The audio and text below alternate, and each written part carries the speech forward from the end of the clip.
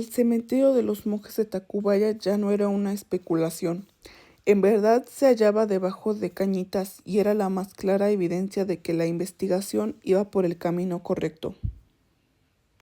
Sin embargo, no me di cuenta de ello sino hasta que Alejandra mencionó que me estaba convirtiendo en un verdadero cazafantasmas.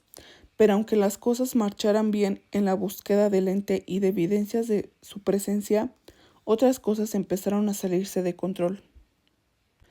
Los vecinos, con quien jamás habíamos tenido trato y cuyas vidas estaban unidas en el anonimato, hallaron la forma de llamar la atención de la gran cantidad de personas que se interesaban en Cañitas y acudían a la casa para conseguir información del caso.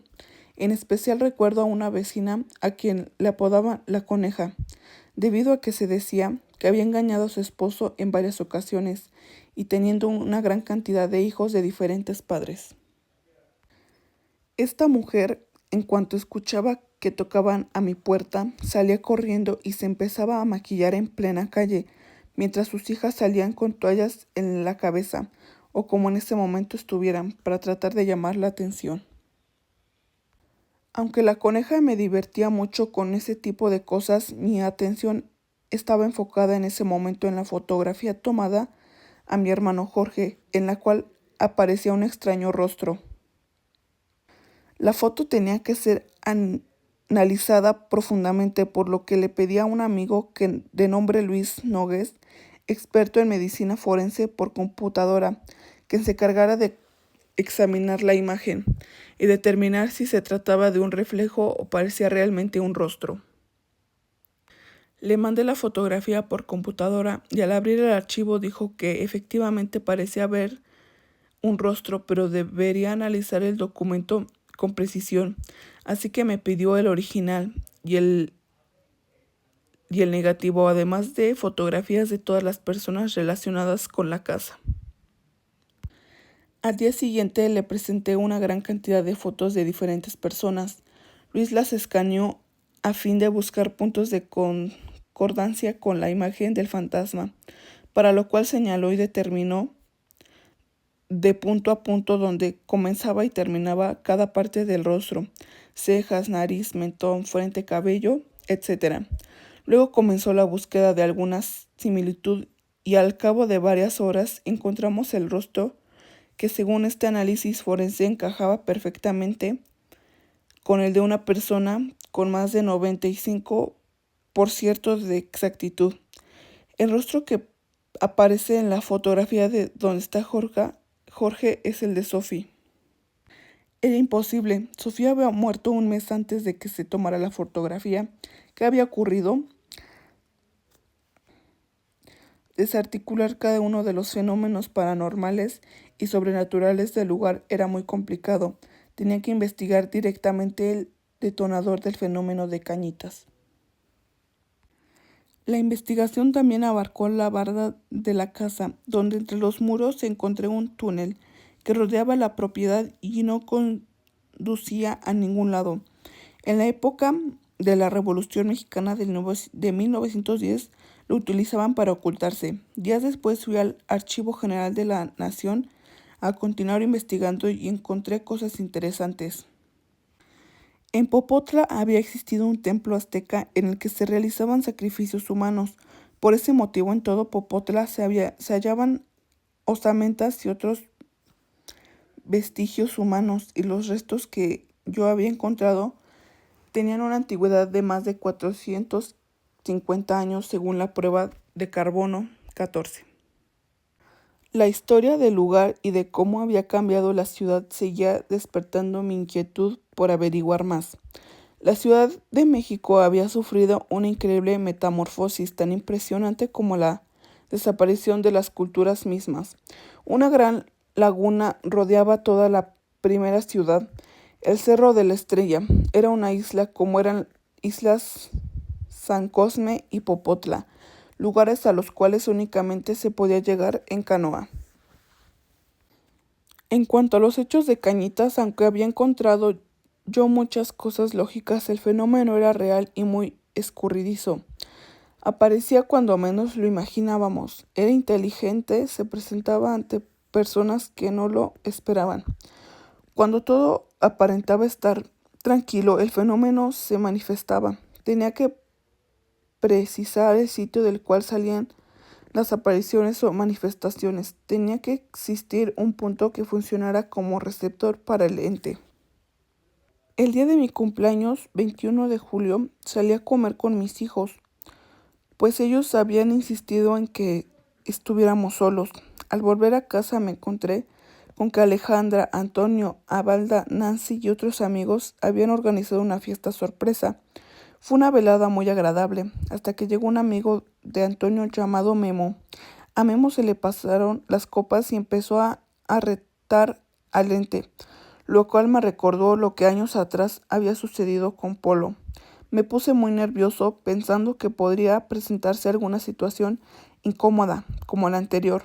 Abalda, Nancy y yo nos mirábamos intranquilos mientras Antonio trataba de calmar a Memo, cosa que no logró. Como no deseaba correr riesgos, le pedí a Memo que se retirara, y él, envalentonado por las copas, se negó tajanamente. Yo no estaba dispuesto a convertir la reunión en un circo y mucho menos a poner en riesgo a las personas que estaban conmigo, así que le gustara o no, lo saqué de cañitas. Pasaron 2 días y una mañana tocaron el timbre.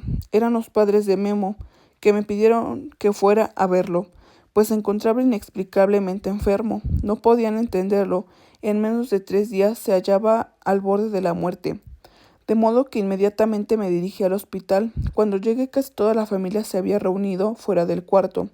Yo, incapaz de entender lo que pasaba, me sentía muy desconcertado. Me di cuenta de que los familiares y amigos de Memo me miraban intrigados. Querían saber si había ocurrido algo que pudiera darles una respuesta de lo que sucedía. No quise decir nada, ya no estaba seguro del significado de aquellos hechos. En el cuarto, un sacerdote estaba dándole los santos óleos a Memo. El cura me miró, se me acercó y dijo: «Tienes que detener esto. No sé cómo lo provocaron, pero debes detenerlo. Que Dios te bendiga y te ayude». Me dio la bendición y se fue. Quedé solo con Memo y su aspecto me sorprendió mucho. Se veía acabado, era un esqueleto lleno de tubos. En los brazos le estaban aplicando suero y sangre. Era evidente que los médicos desesperadamente intentaban curarlo, darle un poco más de vida. La máscara de oxígeno cubría ya muy descompuesto rostro de Memo.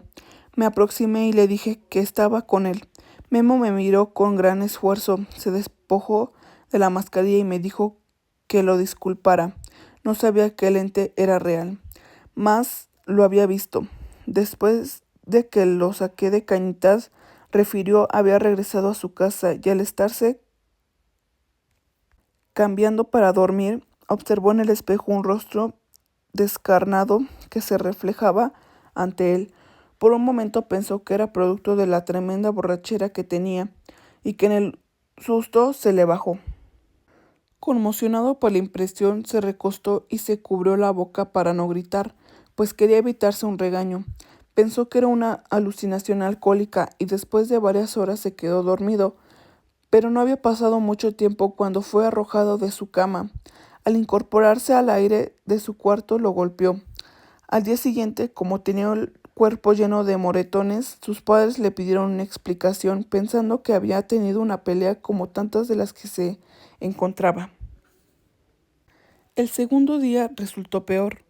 No del todo tranquilo, tras los hechos de la noche anterior, se disponía a dormir y al cerrar los ojos sintió que algo se encontraba en la habitación. Más tarde comenzó a sentir que le faltaba el aire y despertó. Abrió los ojos, eran ya como las 4 de la mañana, y vio que el mismo rostro descarnado se hallaba frente a él. Al sentir su aliento intentó gritar, levantarse y correr lo más lejos posible, pero no pudo. El ente le permitió incorporarse. Todos sus esfuerzos resultaron vanos y se desmayó. El tiempo pasó sin que él lo percibiera y cuando volvió en sí estaba en el hospital. Sus padres lo habían encontrado muy debilitado, convertido en un cadáver viviente. Ahora entendía que había cometido un grave error. Me pidió perdón y exigió que le jurara que acabaría con lo que le había dañado. Me extendió su mano, la cual tomé muy desconcertado. Le pedí que recordara algo más que me permitiera ahondar en la investigación. Me dijo que sí, había visto algo que me permitiera terminar con el ente, y apenas terminó de decírmelo murió. En cuanto salí de la habitación, entraron la familia y los médicos. Solo se escuchó el desgarrador grito de la madre de Memo, tan fuerte que cimbró el hospital. Luego del entierro, los familiares quisieron saber qué me había dicho Memo. Nunca les revelé, no me hubieran creído, pero yo no imaginaba que vendrían momentos aún más difíciles.